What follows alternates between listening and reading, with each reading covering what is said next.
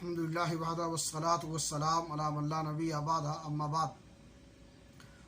ناظرین کرام، دروس سیرہ میں آج کا درس نبی اکرم صلی اللہ علیہ وسلم کے واقع شق صدر سے متعلق ہے.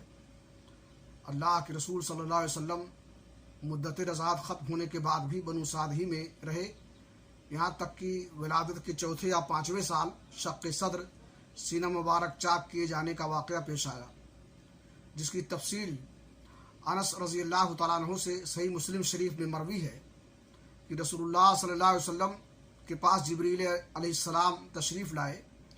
آپ بچوں کے ساتھ کھیل رہے تھے. جبریل نے آپ کو پکڑ کر لٹایا اور سینہ چاک کر کے دل نکالا، پھر دل سے ایک لتھڑا نکال کر فرمایا یہ تم سے شیطان کا حصہ ہے. پھر دل کو ایک تشت میں زمزم کے پانی سے دھویا اور پھر اسے جوڑ کر اسی جگہ لوٹا دیا. ادھر بچے دوڑ کر آپ کی ماں یعنی دایا کے پاس پہنچے اور کہنے لگے محمد قتل کر دیا گیا. ان کے گھر کے لوگ جھٹپٹ پہنچے، دیکھا تو آپ کا رنگ بدلا ہوا تھا اور اترا ہوا تھا.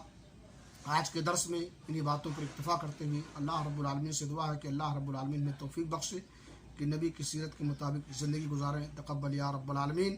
وصلی اللہ علی نبینا محمد وعلی آلہ وصحبہ اجمعین.